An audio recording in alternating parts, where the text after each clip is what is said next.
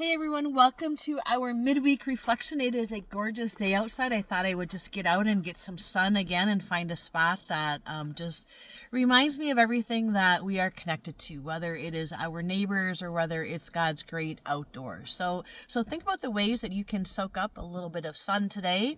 And as we spend a few moments together, we're going to kind of continue our discussion that we have in Corinthians as Paul is writing to that church in Corinth. So today we've got quite a lot of verses in that link that I sent you.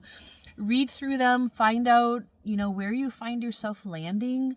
I kind of landed at the beginning at the end in Paul's verses.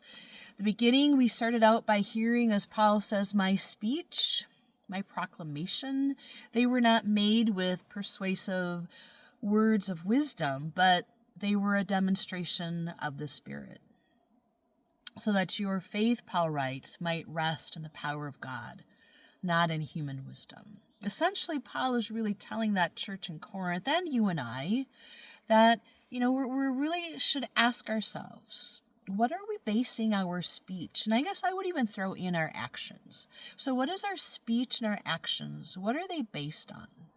Are they rooted in God's vision for the kingdom here on earth, as we hear all throughout the New Testament scriptures?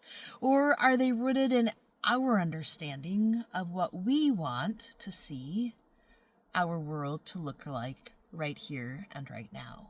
So I guess really we need to ask ourselves, is our speech and our actions, are they grounded in God, who's creator, redeemer, and sustainer? Or are they grounded in our own convictions, our own values, our own ideas that have been shaped by our human wisdom here on earth?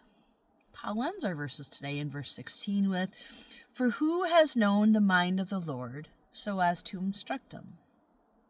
But we, Paul writes, we have the mind of Christ. So in his letter to that church in Corinth, Paul is reminding them, and even us in 2026, that faith really is not shaped by status. It's not shaped by nonstop arguing. It is not shaped by the continual us versus them.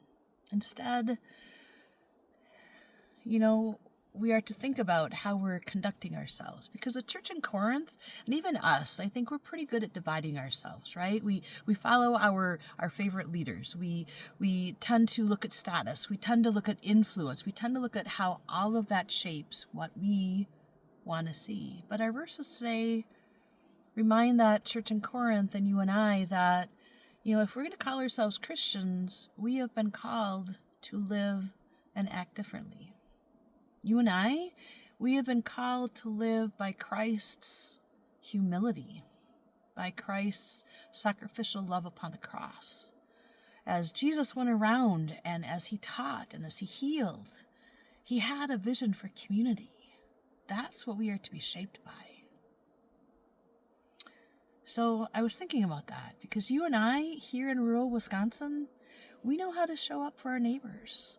Whether it's after a natural disaster, a storm, a tornado, whether it's responding to a structural fire and to helping out families who have been displaced out of their home, whether it is showing up at a community blood drive and filling the gym with just people after people giving blood for a very good cause, or whether it's helping out a family who has been hit by an unexpected illness. You and I, as community members, know how to show up.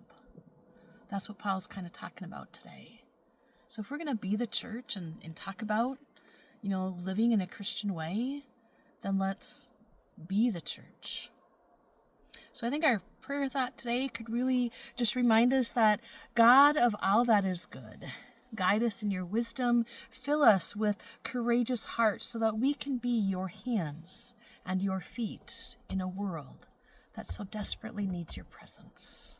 Thanks be to God. Amen, amen. Have a good rest of the week, y'all. I will see you tonight for Soup Supper on Wednesday at First United in Colby. And for the rest of you, I will see you around town or in the pews on Sunday. Have a good day. Peace.